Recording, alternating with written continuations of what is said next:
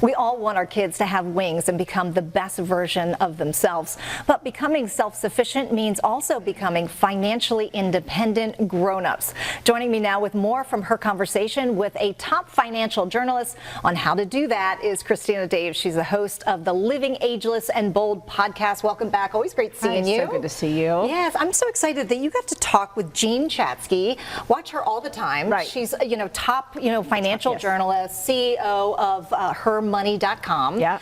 And you had an interesting conversation. This is something that I'm not yet there, but for a lot of parents, they have that question of how do I cut off the purse strings to my kids? So we're going to dive deep into your conversation. But number one, let's talk about cell phones. Yeah, and that was biggie. And that's why I wanted to interview her. I told her, I said, this is the question me and all my girlfriends have. My son is working on Wall Street and he's still on the family phone plan.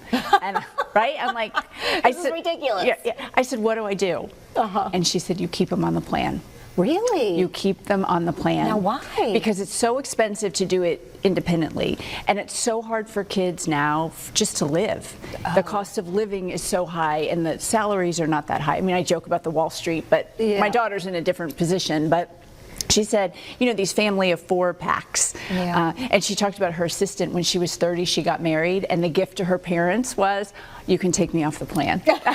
Isn't that great? And that is a gift, really. Yes. Okay, so let's dive into this. Let's talk a little bit about, having them start a budget, because that's so important to track your spending. Right. And she said, before you even set up your budget, you need to write down everything you're spending on. So she talked about her son. I think he was 24, 25. He lives out in California, and she was doing this with him. And she said, oh my gosh, you're spending $200 a weekend on Ubers. And he's like, Mom, I don't want to drive. And she said, okay, top priority, we need to get that in your budget. Where can we cut out elsewhere? So if you're not tracking, you're not going to know that. Right, absolutely. That's such a good point.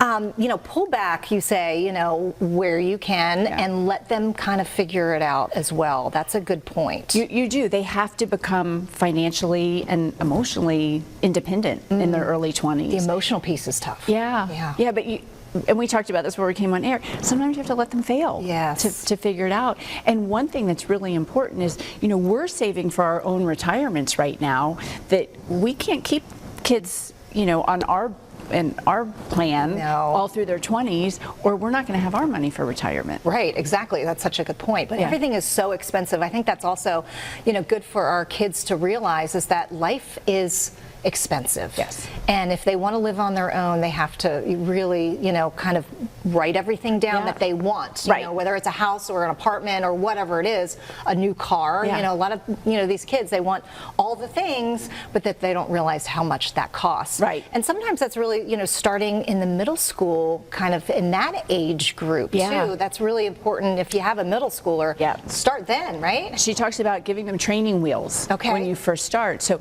give them a little bit of allowance. You don't want to give them enough that they can pay for everything. Yes, right. It's like, okay, now you have to decide, do I want the video game? Do I want, the candy? What is prioritized? And then you have to save the next month for the next thing that you want. Right, absolutely. I know with my girls, I, encourage them to do babysitting or some kind of a job where they earn their own money, and then they do exactly that. They have to figure out, all right, is this really worth $150, for the, I don't know, the headphones or whatever they want?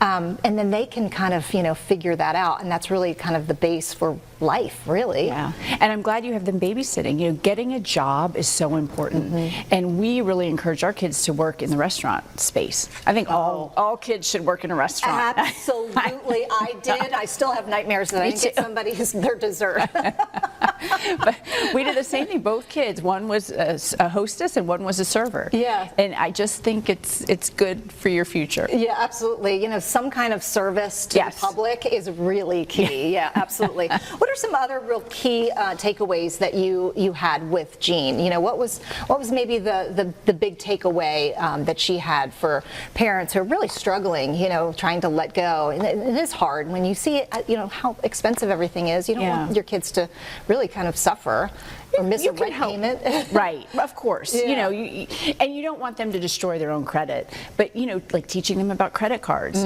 but using credit wisely, not going into debt, but building your credit so that if you want to buy a house, or a car, you've got good credit and you can do it. Right. It really explaining how important that is, Yeah. you know, and establishing credit, you know, and that it's just not, you know, just free money. Right, exactly. I know it. But here is free money, 401k matches. Oh, right, absolutely. So make sure your kids, because the younger you start, the more money you're going to have. Yes. I married a guy who started saving for his 2 kids when he was 21. I was like, but we were set with our kids. Yeah. So for them to understand what a 401k match is, that's that key.